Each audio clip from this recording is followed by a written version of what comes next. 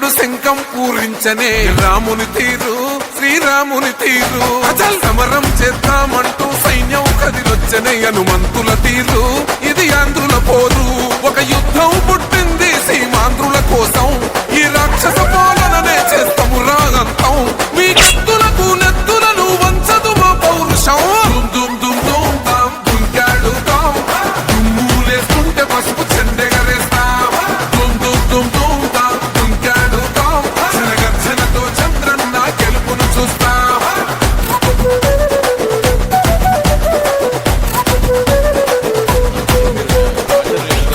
ప్రచారం చేస్తున్నారు కదా, ఎట్లా ఉంది మాచర్ల నియోజకవర్గం ప్రజలు ఎట్లా స్వీకరిస్తూ ఉన్నారు, ఏమనుకుంటా ఉన్నారు? మాచర్ల నియోజకవర్గంలో స్పందన విపరీతంగా ఉంది. తెలుగుదేశం పార్టీ జాతీయ అధ్యక్షులు చంద్రబాబు గారి పిలుపు మేరకు బాబు షూరిటీ భవిష్యత్తు గ్యారంటీ అనే కార్యక్రమాన్ని తీసుకొని ఇంటింటి ప్రచారం జరుగుతూ ఉంది. ప్రజల్లో మహిళలు యువత విపరీతంగా స్పందన ఉంది. గవర్నమెంట్ మీద పూర్తి వ్యతిరేకత నడుస్తూ ఉంది. మా ఇన్ఛార్జి బ్రహ్మారెడ్డి గారి గెలుపుకి బ్రహ్మరథం పడతా ఉన్నారు. ప్రజలంతా రోడ్ల మీదకి వచ్చి ఎప్పుడు ఎలక్షన్ జరుగుద్దా అని ఎదురు చూస్తూ ఉన్నారు. ఓటు తొందరగా వస్తే తీర్పు తొందరగా ఇవ్వాలని ప్రజలంతా ఎదురు చూస్తూ ఉన్నారు. ఓకే, మీ ఎజెండా ఏంది అసలు? ఏ ఎజెండాతో ముందుకెళ్తా ఉన్నారు? రేపు రాబోయే గవర్నమెంట్ తెలుగుదేశం పార్టీ అధికారంలోకి రాగానే యువత ఉద్యోగ అవకాశాలు కానీ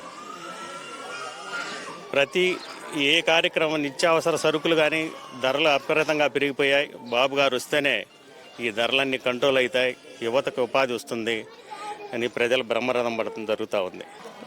ఏ వార్డుకి వెళ్ళినా ఏ గ్రామానికి వెళ్ళినా కానీ ఒకప్పుడు సినీ నటుడు నందమూరి తారక రామారావు గారు వచ్చారంట చూద్దాం అన్న రీతిలో బ్రహ్మారెడ్డి గారు వచ్చారా అనే అంత స్పందన వస్తుంది.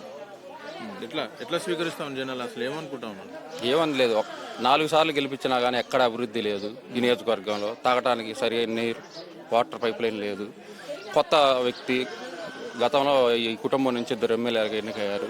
ఈయన కూడా చూద్దాం, అభివృద్ధి చేయించుకుందాం, బ్రహ్మారెడ్డి గారిని గెలిపించుకుందాం, మంచి కుటుంబం నుంచి వచ్చాడు కాబట్టి అని ప్రతి ఒక్క టీ స్టాల్ దగ్గర కానీ ఎక్కడే మాట్లాడుకుంటాం జనం.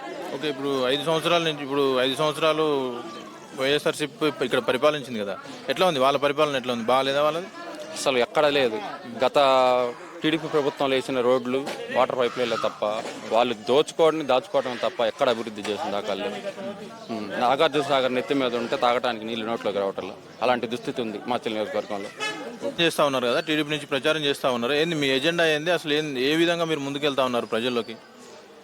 మేము చేసే ప్రచారం ప్రజల్లో మంచి స్పందన ఉందండి. మా ఎజెండా ఏం లేదు. ఇక్కడ అరాచకత్వంతో పరిపాలన జరుగుతుంది. ఇక్కడ అంబేద్కర్ రాజ్యాంగం అమలు కావాలని మా బ్రహ్మారెడ్డి గారి నినాదం ఒకటే.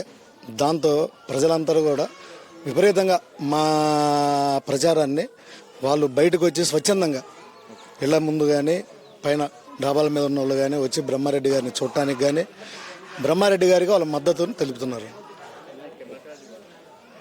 ఓకే, ఎంత మెజార్టీ వస్తుంది అనుకుంటారు? ఇక్కడ మాచర్లో ఎంత మెజార్టీ వచ్చే అవకాశం?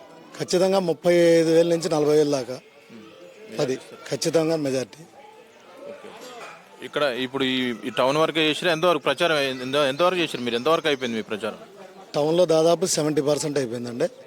ఇక 20% ఉంది. ఈవినింగ్ టైము గ్రామాల్లోకి వెళ్తున్నాము. గ్రామాల్లో కూడా స్వచ్ఛందంగా వస్తున్నారు. ఎందుకంటే గతంలో వాళ్ళ నాన్నగారు ఎమ్మెల్యే, 2 సార్లు ఎమ్మెల్యే గురజాల నుంచి, మాచర్ల నుంచి. తర్వాత వాళ్ళ అమ్మగారు ఒకసారి ఎమ్మెల్యే. ఆ రోజుల్లో ప్రజలకి ఎటువంటి ఇబ్బందులు, వ్యాపార వర్గాలకు కానీ సామాన్యులతో సైతం అందరికీ వాళ్ళు అందుబాటులో ఉండి అన్ని మంచి కార్యక్రమాలు చేశారు.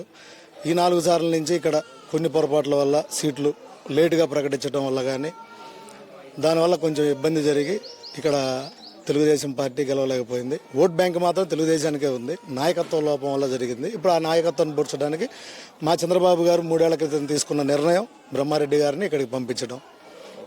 దాంతో వాళ్ళ అమ్మగారి రాజకీయ చరిత్ర కానీ వాళ్ళ తండ్రి గారి వాళ్ళది కానీ దానివల్ల ప్రజల్లో ఒక రకమైన సానుభూతి, వీళ్ళు మంచి మనుషులు అనే భావంతో ప్రజలు స్వచ్ఛందంగా తరలిస్తున్నారు. దాని గురించి ఏం చెప్తాం, ఇందా చెప్పాను కదా, వాళ్ళ అరాచకత్వమే నడుస్తుంది. ప్రశ్నించే గొంతులు నొక్కుతున్నారు. తర్వాత వార్డులలో ఎవరు పని చేసినా ఎవరు చేస్తున్నారు ఏంటి అనే దాని మీద పెట్టడం, వాళ్ళు ఎలా భయపెట్టాలి, భయపెట్టలంగా తీసుకుందామా లేదా స్టేషన్లో కేసులు పెడదామా అనే దాని మీదే వాళ్ళది జరుగుతుంది.